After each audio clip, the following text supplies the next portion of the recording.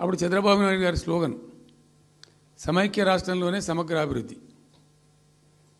నేను ప్రథమ మహాసభకు పాలమూరు జిల్లాకు పోయినా. మహబూబ్నగర్ టౌన్లో పెట్టాం. పెద్ద భారీ మీటింగ్ జరిగింది. దాదాపు 70,000-80,000 మంది వచ్చిండ్రు. ఆ మీటింగ్లో నాకు బాగా కోపం వచ్చి, ఏమయ్యా చంద్రబాబు నాయుడు, అప్పటికి ఏంటంటే కర్ణాటకకి కొంత ముంపు ప్రాంతం ఏమిటి, జూరాల ప్రాజెక్టులో ఏంటంటే కొద్ది ముంపు ప్రాంతం కర్ణాటక రాష్ట్రంలో ఉంటుంది. ఒక 13 కోట్ల రూపాయల వరకు కాంపెన్సేషన్ కట్టాల్సి ఉండే. కట్టడు, ₹1 కట్టడు. ఏమయ్యా చంద్రబాబు నాయుడు గారు, నువ్వు దత్తత తీసుకున్నావు, కథ తీసుకున్నావు, డైలాగులు చెప్తున్నావు, ఇక్కడ చచ్చిపోతాను జనము, బొంబాయికి వలసలు పోతుండ్రు. ఇటువంటి పరిస్థితులలో కూడా కర్ణాటకకు డబ్బులు కట్టడానికి డబ్బులు లేవా? ఇదేనా సమైక్య రాష్ట్రంలో సమగ్ర అభివృద్ధి అంటే? పట్టిగా బ్యారేజ్ ఆ గోడలక కట్టిన విడిచిపెట్టేది మీరు చూసి తమాషా పడన్నా అని చాలా తీవ్రమైన విమర్శలు చేశాను. మోకాళ్ళ మీద పరిగెత్తి కట్టిండి చంద్రబాబు నాయుడు. అప్పుడు ఆ కర్ణాటక చెల్లించాల్సిన కంపెన్సేషన్ ఏదైతుందో మోకాళ్ళ మీద ఉరికి నా దాడి తట్టుకోలేక కంటిన్యూగా పెట్టినాం. దాని తర్వాత చంద్రబాబు నాయుడు పార్టీకి సంబంధించిన ఎమ్మెల్యేనే ఆర్డీఎస్ దగ్గర బాంబులు పెట్టి పేల్చేయడం, అది మీ అందరికీ కూడా తెలుసు. బాంబులు పెట్టి పేల్చడం 2 సార్లు 3 సార్లు పేల్చారు.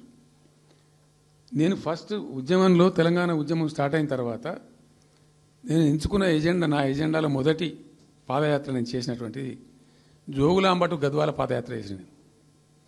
ఈ అన్యాయం సంగతి ఏంది అని దాన్ని ప్రజలలో ఎండగట్టాలని చెప్పి, గవర్నమెంట్ కూడా ఒత్తిడి తేవాలని చెప్పి, ఎందుకు తెలంగాణ ఉద్యమం చేస్తున్నామని లోకానికి తెలియాలని చెప్పి నేను జోగులాంబ టు గద్వాల పాదయాత్ర చేసిన.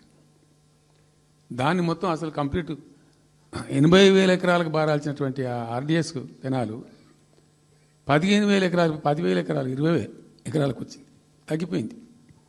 అడిగే నాతుడు లేడు. నేను అంతకు ముందే, పాదయాత్ర కన్నా ముందే స్వయంగా మేమందరం జిల్లా మహబూబ్నగర్ జిల్లా నాయకులు నేను కలిసి ఆర్డీఎస్ హెడ్ వర్క్స్ ఎక్కడ ఉంటాయంటే కర్ణాటకలో ఉంటాయి, రాయచూరు దగ్గర. అక్కడ దాకా పోయి మొత్తం ఆశాంతం ఆ కాలువ పొడవుతో తిరిగి అర్థం చేసుకొని ఆ తర్వాతనే నేను గద్వాల టు మన ఆలంపూర్ టు గద్వాల పాదయాత్ర పెట్టాం. తిరిగి దాన్ని ఎక్స్పోజ్ చేసినాం. అప్పుడు అక్కడ గొడవ చేస్తే మళ్ళీ అప్పుడు జూరాల లింక్ కెనాల్ని మొదలుపెట్టింది చంద్రబాబు నాయుడు. జూరాల టు ఆర్డీఎస్కు లింక్ కెనాల్ అని మళ్ళీ డ్రామా కట్టి, అంటే ప్రతిసారి ఏమార్చడము తెలంగాణ ప్రజలను ఒక రకమైన దగా చేయటం తప్ప రాలే, ఒక డ్రాప్ వాటర్ రాలే, ఎప్పుడు రాలే. అప్పుడు ముఖ్యమంత్రి ఉన్న చంద్రబాబు నాయుడు ఆయన మహబూబ్నగర్ జిల్లాని దత్తత తీసుకున్నాడు. ఆయన దత్తతలో ఉండే నేను అడాప్ట్ చేసుకుంటున్నా ఈ కరువు జిల్లా, దీన్ని అది చేస్తా, ఇది చేస్తా, పొడి చేస్తా అని మాటలు చెప్పి ఇష్టం వచ్చినన్ని పునాదురాలు వేసిండు. కలవకుర్తి, మన్ను, మశాను, రకరకాల పునాదురాలు వేసుకుంటూ పెట్టు.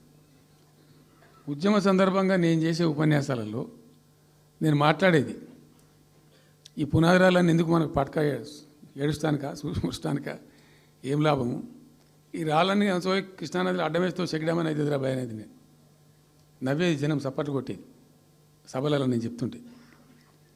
ఒక్క డ్రాప్ వాటర్ కూడా పొలాలు బారడానికి రాలే. తత్ఫలితమైంది net result. What was the net result?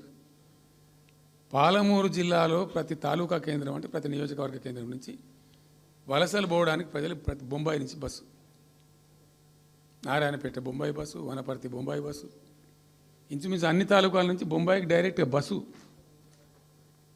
ఏం చేస్తారు ప్రజలు? పొట్ట చేత పట్టుకొని వలస పోవాలి, బతకపోవడు తప్ప ఇంకో గతి లేదు. జిల్లాకు జిల్లా మొత్తానికి మొత్తం 100% కృష్ణా బేసిన్లో ఉంటుంది. భయంకరమైన కరువు. చివరికి ఆ జిల్లాలో ఉండే అనేక మంది కవులు అనేక పాటలు రాసిండ్రు. ఆ గోరెటి వెంకన్న గారు అయితే పల్లె పల్లెలో పల్లెర్లు మొలిసే పాలమూరులోన అని చెప్పి పాట రాసి పాడిండు. ఆ పాట బాగా పాపులర్ సాంగ్ కూడా, తెలంగాణ ఉద్యమం పొడుగుతో కూడా భయంకరంగా మోగినటువంటి సాంగ్.